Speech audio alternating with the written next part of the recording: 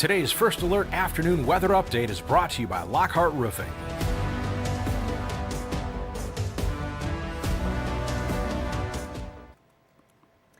Good afternoon. Happy Thursday. I almost thought it was Wednesday, but we're beyond that part of the week, and we are looking ahead towards the weekend where we do have a nice forecast. A little bit of summer heat. It's still August. We're kind of headed into the dog days of summer, but we're glad to have you joining us here this afternoon. I'm First Alert Meteorologist Diane Phillips coming to you from our First Alert desk. We are going to be talking about a few different things in our forecast because we do have some pop-up showers already, and we also do have some wildfire smoke news, thankfully some good news. So we will be discussing that and making sure that you are able to stay on top of the smoke because we've been working through that here for quite a while now. So we are going to find though on our air quality that we have seen some improvements. It's taking some time to get there, but we are at least still sitting into that moderate. So though we were there today, I've been finding that the number has started to drop. So we were close to the triple digits yesterday. We were into the 70s this morning, and hopefully we can get a little bit closer towards those 50s and 60s. Once we can get below that 50 mark, that's where we hit the good category, and that's what we're aiming for. But I do still have some smoke that's going to be hanging around in the forecast, but at least we're out of the red. We were sitting in that unhealthy category for a while, and thankfully we were able to just kind of climb back up here on the ranks and get our air quality at least a little bit more tolerable. But of course, even in that moderate, some of our more sensitive populations still can really find that these small particles can be troublesome to your airways. So take care of yourselves. Of course, check in with your doctors. I know some of the folks have been saying allergy doctors are also very busy here with the smoke that's coming through. So take care of yourselves. I know it's not ideal. The good news is that our air quality alerts, we don't have any more of those.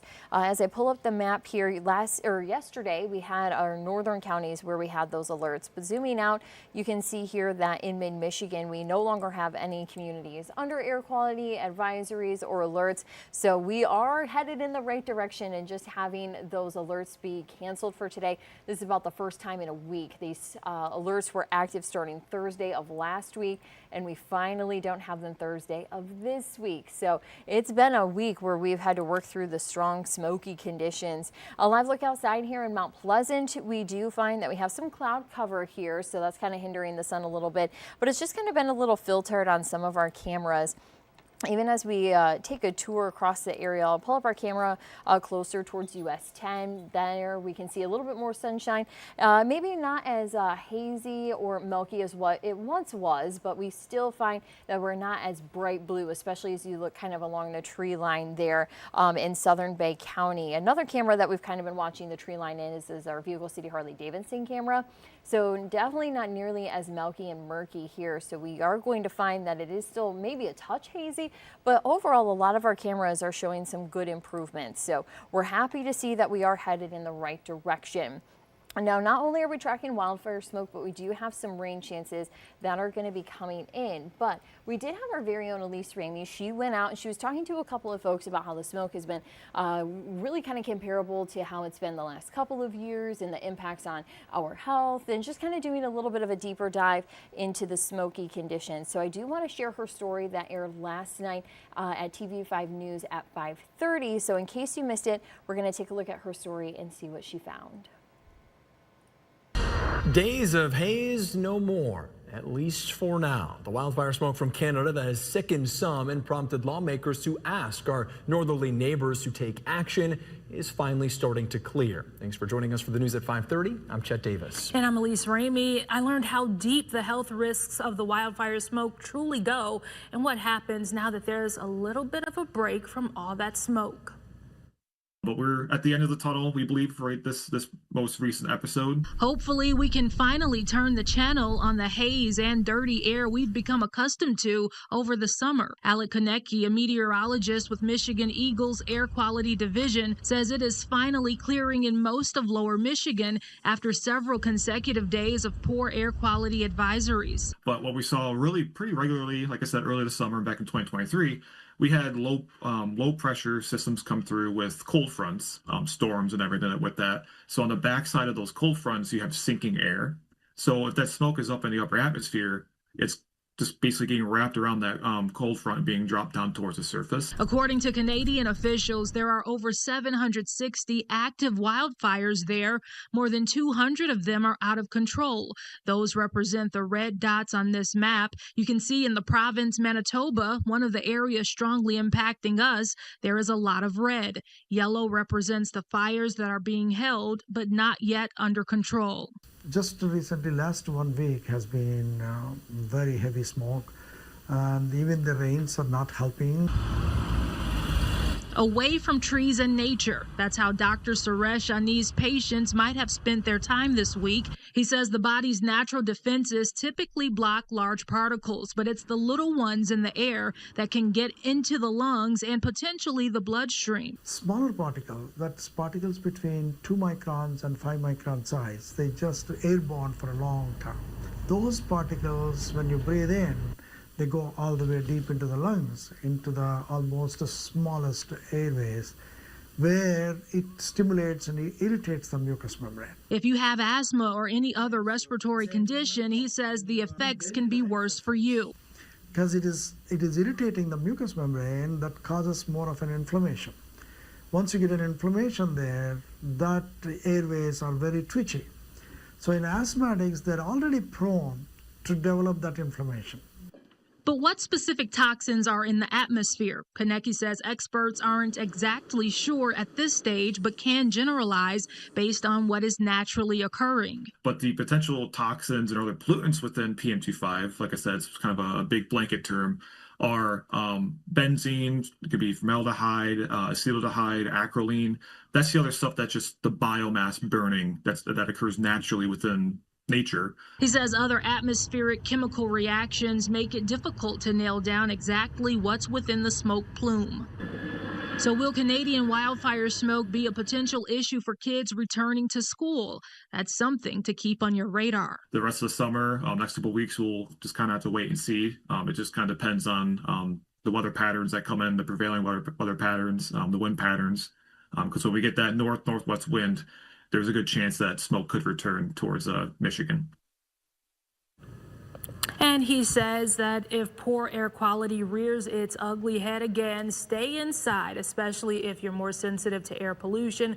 Close your windows, run the AC if you have it. If you need to be outside, trust and listen to your body. And the health department recommends.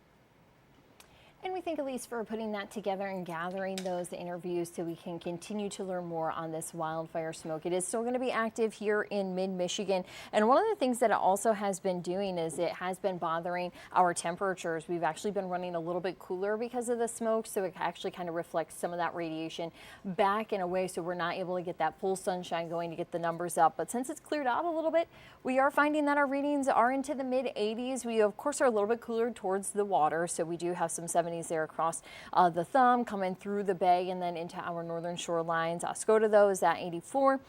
And we are looking at 84 in Saginaw, 86 in Flint. So it's warming up quite nicely. We do have some humidity. We'll talk about that. But I do want to share with you kind of how the rest of our forecast looks regarding the smoke. So we will find that the lighter the blue color, or even if we can get closer towards green, that is going to be helpful for us to maintain at least thin smoke. And really what we don't want to see here is any green. So we have some that kind of gets close. But overall, we will find that we do just maintain in the thin side of things going into Friday afternoon. So we aren't really bringing in another plume of smoke. Now we do still have some smoke that's higher up in the atmosphere, but thankfully it's not quite mixing down towards the ground level. So though we're still going to have a little bit of that haze kind of sitting around, it's not going to be nearly as thick, and I don't anticipate when I see data like this that we would need air quality alerts, that hopefully we can stay in the moderate and try to slowly work back and just kind of maybe be on the higher side of the good stage. But just be cautious. Of course, if we do have those weather alerts come down from Eagle and the National Weather Service,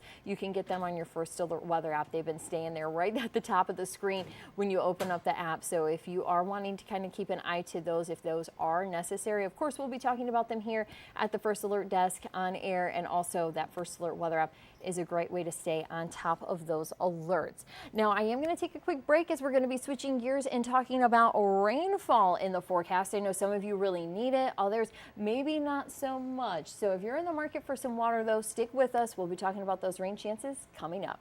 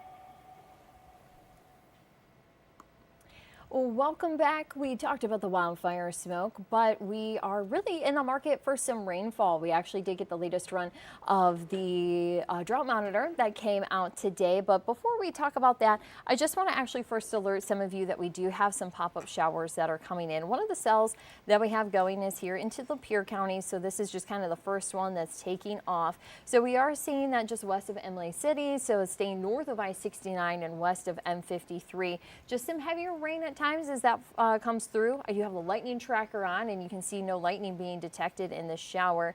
So we are finding that that's just one of the cells that is starting to get underway. Some of that green that's showing up is just that added moisture with the humidity that radar is still able to kind of pick up on.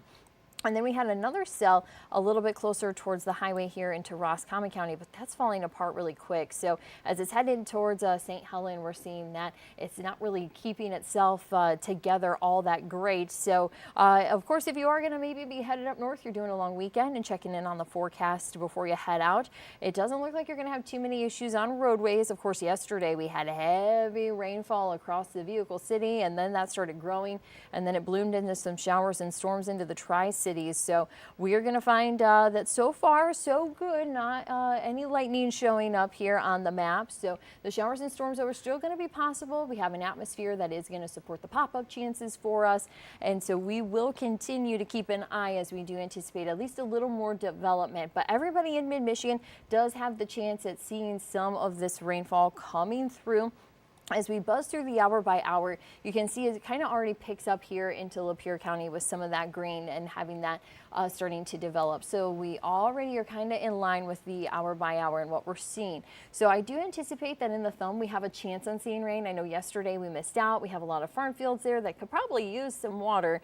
So hopefully we can get that natural rain coming through. But further west, even west of 75, you can see these specks of green are really kind of spotty. They're here and there. So it's no one community that's guaranteed to see rain and one that isn't. So if you do have some plans tonight, have your First Alert weather app going. You can see that QR code right here on the screen. So give that a scan and that you can have the app. If you already have the app, just make sure that it's up to date so you can play with the latest toys and features that are in the app. So you can track rainfall just like what we're going to be doing here tonight. So again, this is going to be of the pop-up variety.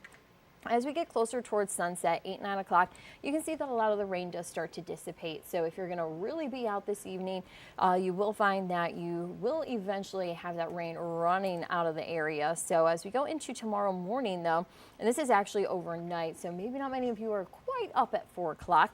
But of course, if you do join our morning crew at 4:30 on TV5, I anticipate Matthew, he's going to be watching some of these showers coming in. You can see some better rainfall that's off to the west, and then that is going to try to head in our direction, but it kind of falls apart a little bit. But what we are seeing is that the rainfall before the sun comes up, as that pushes west, it kind of gets a little amplified by the lake water. So I anticipate that it's seeing a little bit of a warmer environment. We do have temperatures that are going to be into the 60s tonight. Bay water temperatures have been closer towards the 70s. So that can give us just a little bit of energy to where the lake can kind of help these storms to get going. So that's really kind of what we're seeing as we go throughout our morning. Then those cells try to get going and push across into the thumb. Now you can kind of see that it tries to take a right-hand turn and head south. This is not something that's been consistent across the data, so I'm a little worried about seeing that right-hand turn just because I'm not convinced completely that it could. Now, it is possible that it does take that right-hand turn, but it's not a guarantee that it will. So if you're hoping to get another soaking rainfall here into the thumb, it's not a guarantee that we see that. So it is going to be scattered, the showers and storms that we have into that Friday forecast, and that's going to be here through the morning. It looks like we might get a little window before we then have the afternoon rain that starts to get going and bubbling. So that's going to be possible for the evening commute. You'll see that around 4 or 5 o'clock. And then we do have some showers and storms coming across. So if you have some plans, maybe you're having the neighborhood barbecue, just keep an eye to radar here in the First Alert weather app. That's going to be a pretty helpful tool. But you can see by 8 o'clock, it starts to kind of settle down a little bit for us. So hopefully if you have maybe some bonfire plans that you can still get those s'mores going here for the summer season. I know we only have a few more weeks before we're headed back to the classroom. So we want to enjoy summer for every minute that we can squeeze out of it. As we go overnight, we'll have just a couple of showers that try to brew towards our north during the night going into Saturday morning. But you can see by the time the sun comes up, we have a little bit of rain towards our north, but a lot of us are going to stay dry here in mid-Michigan. So Saturday is the one day that we are keeping dry and fairly sunny. Yes, there will still be just some lighter clouds that are around, but a lot of sunshine is expected. So we know the drill at this point. Still got to have the sunscreen on, find some shade at times, sunglasses, ball caps. We kind of know the drill at this point, but I just want everybody kind of taking care of themselves as that summer sun is still going to be at a strong angle to where that sunburn is going to be problematic if you're not taking care of yourself. So as we check again to see if anything has developed here on our pinpoint Doppler, you'll find not too much activity at this point. So just that cell into Lapeer, we don't have any severe showers, thunderstorms coming in. So we'll just kind of watch to see. Yesterday, a lot of our storms did stay below severe criteria. Looks like as we're trying to download that cloud data that it's a little bit brighter. We have just a handful of clouds. But again, you can see that cell that we have here into Lapeer County, and then a little bit of that action that's coming into northern lower and trying to also get a little more developed towards Roscommon County. Now temperatures tonight, as I had mentioned, those are going to be sitting into the 60s, so a little bit above average. Normal lows this time of year sit at around 61 degrees. So we will find that we're going to be into the mid to upper 60s, but that's also because our afternoon today going to be a little bit warmer, and even tomorrow we're still going to be looking at some 80s coming in. So we have a fairly warm forecast, so that's why even overnight temperatures are going to be on the mild side. As you look at what's in store for the next 7 days, we do have temperatures this afternoon, and we are getting very close to the upper 80s. Tomorrow, because of the rain chances, we do have the numbers set into the mid 80s, and then we do find 90s for Saturday and Sunday. So I know a lot of us have plans going on, trying to maybe get out on the boat or do another camping trip before the school semester gets underway. So if you're going to go and have that summer vacation, plan on 90s. For the weekend, both Saturday and Sunday. We'll have a lot of sunshine on Saturday, and that humidity is also going to be a factor. Actually, let me pull that up. Our humidity or a muggy meter, you will see that we have those dew points that are still going to be into the mid 60s. Now, mid 60s, it starts to get a little bit uncomfortable. I'm not going to lie, it gets a little sticky and maybe a little bit tight at times, but it's not going to be nearly as uncomfortable as what we had just a couple of weeks ago. So when you head outside and you notice that humidity, it's kind of easy to go, well, it's not the worst thing that we have felt, but it is still back. And of course, humidity, that's going to be part of the equation here for the month of August. So those dew points hanging into the mid 60s, it is tolerable, but at times it might be just a little bit uncomfortable. And another forecast that I do want to share is back to the bricks. So that it's Tuneup week. They've been going to all the different locations this week. Tonight, they are going to be in Owasso Speedway. So if you're going to be headed there, plan on temperatures to be into the mid 80s at the start of the event and then into the lower 80s as it goes on. Now, I still am going to be watching for a couple of pop-up showers. So as I had mentioned, if you have some events and you're a little bit worried about rain, have the First Alert Weather app going. We'll bring that QR code up here a little bit bigger so you can have that. But if you have radar, then you can kind of keep an eye on your location and see how that rain is developing, if it's nearby, if you need to head inside for a little bit. So we are going to have, of course, that radar always running here in the First Alert Weather app. So if you are going to be going back to the bricks tonight for Tuneup week, just plan on an isolated shower chance to be possible. It's not 0% chances of rain. There is a small percentage there, but hopefully we can just enjoy the partly cloudy skies. We've had some cumulus clouds brewing here this afternoon. So still the sun is going to be coming in, but we will find that we do have a little bit of cloud cover as well. Let's get back to that 7-day forecast just to kind of carry on. We had those 90s for the weekend, but 80s are going to be back for next week. Still mid to upper 80s, so it's not necessarily going to be a big cool down. We will find that it's very much summer, but we have some summer rain chances coming in.